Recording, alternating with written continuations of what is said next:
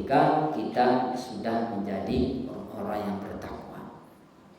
Inna akramakum indallahi atqakum. Hadis Rasulullah, tidak ada di antara kita umat manusia yang bernafas ini yang paling mulia derajatnya di mata Allah kecuali tergantung ketakwaan kita.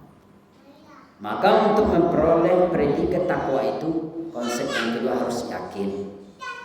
Apalagi kehidupan kita hari ini Bapak Ibu yang dimuliakan Allah. Beribadah tidak beribadah kita lihat, berilmu tidak berilmu dia, dekat tidak dekat dengan Allah, puasa pun tidak puasa dia, hidupnya tetap sama dengan kita. Disinilah keyakinan kita dituntut oleh Allah. Wa may yattaqillaha yaj'al lahu min amrihi yusra. Memang sama kehidupan kita Bapak Ibu antara orang yang takwa dengan tidaknya takwa. Secara zatiah pandangan dunia semata, tapi pada hakikatnya kehidupan ukhrawi, kemuliaan yang sesungguhnya itu di mata Allah sungguh jauh berbeda kita. Contoh, kita punya harta, kita punya kedudukan, pangkat dan jabatan, tapi tidak didasari dengan sebuah ketakwaan. Betapa banyak orang hari ini hebat, dia berilmu, dia memiliki kedudukan, pangkat, harta yang berlebih, tapi semua rangkaian kenikmatan itu membuat dia jauh atau lalai dari Allah Subhanahu wa taala. Tetapi ketika didasari dengan sebuah ketakwaan, yakinlah Bapak Ibu yang dimuliakan Allah, semua rangkaian kenikmatan yang dititipkan oleh Allah Subhanahu wa taala itu insya Allah sifatnya abadi di mata Allah, dunia dan akhirat, ketika didasari dengan sebuah ketakwaan.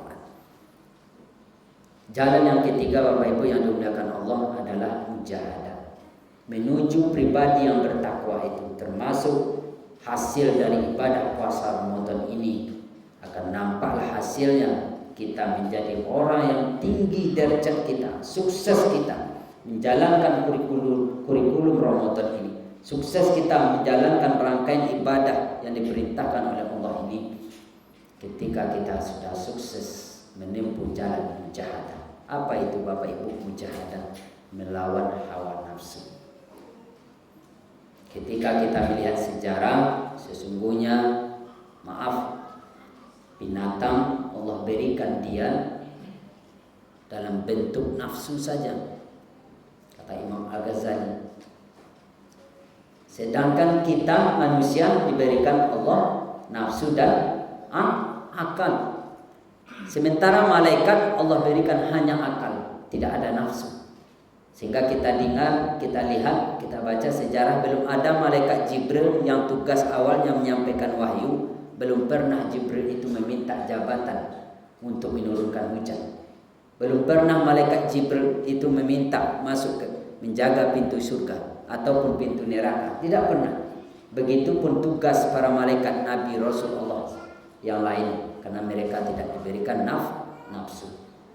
Maka kata Imam Al-Ghazali, Bapak Ibu yang dimuliakan Allah, ketika kita makhluk umat manusia ini menang akal kita dalam pertarungan antara akal dan nafsu itu, berarti derajat kita di mata Allah lebih mulia daripada malaikat.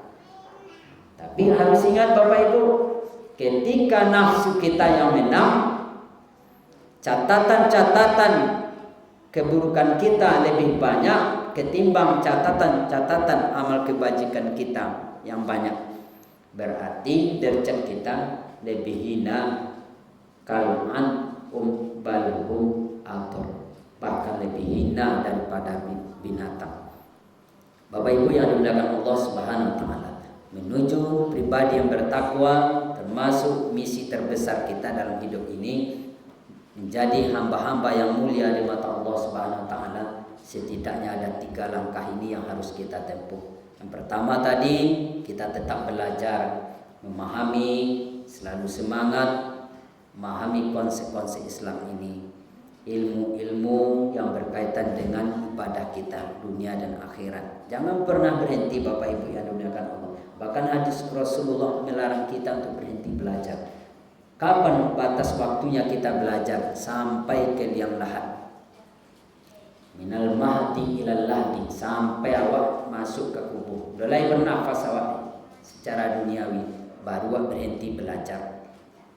Yang kedua adalah keyakinan. Bagaimana sengit, sulit, sempitnya kehidupan kita hari ini, ataupun kita ingin bermohon, meminta azam kepada Allah Subhanahu wa taala, konsep itu harus yakin. No boleh agu-agu awak Bapak Ibu. Kalau agu, dalam hadis qudsi Allah Rasulullah sampaikan, apa prasangka awak umat manusia, baik itu teh yang akan diberikan oleh Allah. Indah yakin awak Allah memberikan kekuatannya kepada kita, pertolongan kepada kita, maka itulah yang akan diberikan oleh Allah terhadap kehidupan kita. Terakhir, bagaimana kita bisa melawan hawa nafsu kita. Bahkan dalam ibadah puasa Ramadan ini, kalau anda mampu melawan hawa nafsu, ingatlah kata Rasulullah, banyak di antara umatku yang mereka dapati hanya haus dan lapar. Na'udzubillah. Kenapa Bapak Ibu yang puasa tapi tidak bisa menahan segala organ tubuhnya, telinga, mulut, tangan, kaki dan lain sebagainya. Mudah-mudahan kita menjadi orang-orang yang bertakwa di mata Allah sampai hari kemenangan kita bisa Allah kembalikan dalam keadaan fitrah. Apa itu fitrah Bapak Ibu yang dimuliakan Allah? Bersih, catatan yang tidak pernah tergores sedikit pun dengan keburukan-keburukan kita. Kita ingin menjemput itu kembali seperti kita dilahirkan oleh rahim ibu kandung kita. Fa'tabiru ya ulil absar. Banyak maaf.